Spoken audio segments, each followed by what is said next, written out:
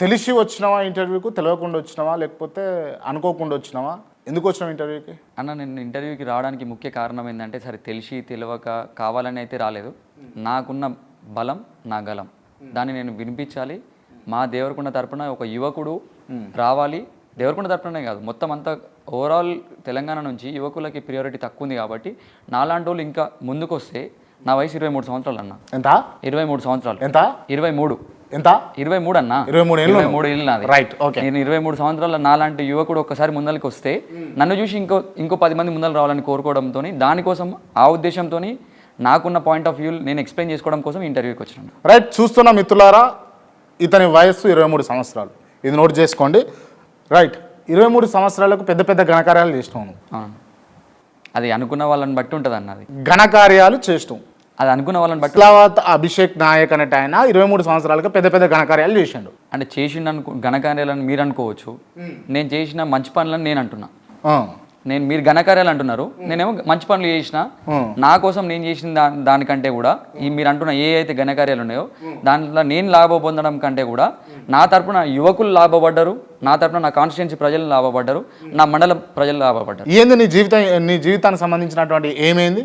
నా ఏమైందంటే అన్న, రాజకీయంలో ఒక నాయకుడు అసలు రాజకీయం అంటే ఒక మీనింగ్ లేకుండా అయిపోయింది అన్న. ఇవాళ రేపు రాజకీయాలు అంటే కమర్షియల్ అయిపోయింది అంతా. మేము కమర్షియల్ రాజకీయం చేయాలని ఇష్టపడట్లేదు. చదువుకున్న వ్యక్తులు, విద్యావంతులు రాజకీయంలోకి రావాలి, అందులో ముఖ్యంగా యువకులు రావాలి. ఇప్పుడు ఇవన్నీ అభిషేక్, నేను ఇంటర్వ్యూ చేస్తున్నా, ఇంటర్వ్యూ నడుస్తూ ఉంది. ఇంటర్వ్యూలో చెప్పుకోవడానికి బాగుంటుంది, అర్థమైందా? ఇంటర్వ్యూలో నేను అడిగినప్పుడు మీరు చెప్పడానికి బాగుంటుంది, కానీ రియాలిటీగా సెట్ కాదు ఇవన్నీ. లేదన్న, మేము ఏదైతే ఒక ఫిలాసఫీతో రాజకీయంలోకి వచ్చినామో మేము చచ్చేదంత వరకు కూడా అదే ఫిలాసఫీ పాటిస్తాం. ఎంత అన్నావు నీ ఏజ్ ఇందాక? 23 సంవత్సరాలు. ఇట్లనే అనిపిస్తుంది 23 సంవత్సరాలు. కరెక్ట్. ఇప్పుడు నన్ను నమ్మాలంటే జనాలకు కూడా ఇబ్బంది ఉంటుంది, ఇప్పుడు నా ముందర కూర్చున్న మీకు కూడా ఇబ్బంది ఉంటుంది. ఎందుకు నమ్మాలా నేను? ఫస్ట్ నమ్మడానికి రీజన్ ఎందుకు నమ్మాలా నిన్ను? అన్న, మమ్మల్ని నమ్మడానికి రీజన్ ఏందో నేను చెప్తా. మీరు నాకు అవకాశం ఇవ్వాలి, నేను మాట్లాడడానికి నాకు అవకాశం ఇస్తే, ఈ అవకాశం ఇచ్చినందుకు నేనేమో పూర్తిగా నీకు అవకాశం ఇస్తున్నావు. నువ్వేం చెప్పదలుచుకున్నావు అన్న? మా మోటివ్ ఇన్ ద సెన్స్, నా మోటివ్ నేను రావడానికి రీజన్ ఏంటంటే నేను రాజకీయంలోకి నేను ఫస్ట్ ఆఫ్ ఆల్ నాది ఒక పర్సనల్ స్టోరీ ఉందన్న. మీరు షేర్ చేసుకోమంటే షేర్ చేసుకుంటాను. నేను చెప్పండి. నేను నా 21st ఇయర్ నేను బర్త్డే చేసుకుంటున్నా పర్సనల్గా ఫ్రెండ్స్తో. నేను ఒక ఎన్ఐటి గ్రాడ్యుయేట్ని అన్న. నేను ఒక కెమికల్ ఇంజనీరింగ్ కంప్లీట్ చేసిన ఎన్ఐటి రాయ్పూర్లో, ఛత్తీస్గఢ్లో. నేను ఎన్ఐటి కంప్లీట్ చేసిన. కంప్లీట్ చేసి నేను ఏదైతే బీటెక్ చదువుతున్నానో ఆ టైంలో మా లోకల్లో మేము ఒక చిన్న బర్త్డే పార్టీ చేసుకుంటున్నాను. అది బర్త్డే పార్టీ చేసుకుంటునేటప్పుడు కొంచెం న్యూసెన్స్ అయిందని చెప్పేసి మమ్మల్ని పోలీస్ స్టేషన్ తీసుకోవడం జరిగింది. పోలీస్ స్టేషన్ తీసుకుపోతే నేను అక్కడ చెప్పిన, సార్ మేము చేసిన న్యూసెన్స్ పెద్దగా ఏం లేదు అక్కడ, కానీ మీరు దాన్ని న్యూసెన్స్ అని క్రియేట్ చేస్తున్నారు. సరే, నేను ఒక ఎన్ఐటి గ్రాడ్యుయేట్ని సార్, మేము చదువుకున్న వాళ్ళము, మమ్మల్ని కన్సిడర్ చేసి వదిలేయండి సార్ అని చెప్పినాం. కానీ ఎంత మాట్లాడినా కూడా వినలేదు పోలీసులు. ఆ తర్వాత మాకు తెలిసిన ఒక చోటమోటా లోకల్ లీడర్ని తీసుకొని పోయినాం. ఆయన 10th ఫెయిల్ అన్న. మీరు నమ్మరు, ఆయన 10th ఫెయిల్.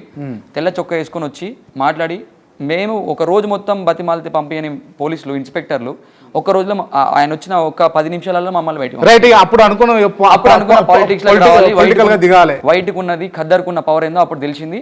అప్పుడు చదువుకున్న వ్యక్తి ఇంకా రాజకీయాల్లో ఉంటే ఎంత బలంగా ఉంటుందో తెలుసుకొని ఆ రోజు నేను డిసైడ్ అయినా రాజకీయంలోకి రావడం. రైట్. అంటే స్మాల్ రిక్వెస్ట్ అభిషేక్, కొంచెం లౌడ్ గా మాట్లాడవా ఇంటర్వ్యూ? ఖచ్చితంగా. అంటే భయపడుతున్నావా? ఫస్ట్ టైం ఇంటర్వ్యూ కాబట్టి ఎవరికైనా కొంచెం ఉంటది. బట్ నాకు ఇదేం ఫస్ట్ టైం కాదు. నేను పెద్ద అంటే స్టేజీలలో బాగానే మాట్లాడుతున్నావు, నేను చూసిన. స్టేజీల మీద లేకపోతే రథాల మీద అంటే చిన్నంతరం పెద్దంతరం లేకుండా నీకు ఇష్టం వచ్చినట్టు వాయిస్ బాగానే. తప్పు చేసిన వాళ్ళు ఎంత పెద్దంతరం లేకుండా నీకు ఇష్టం వచ్చినట్టు బాగానే వాయిస్. తప్పు చేసిన వాడు ఎంత లేకుండా, చిన్నంతరం పెద్దంతరం లేకుండా ఎట్లా పడితే అట్లా మాట్లాడను నేను చూసిన. వాస్తవం అన్న, తప్పు చేసిన ఏ వ్యక్తి అయినా కూడా నాకు చిన్న వ్యక్తితోనే సమానం.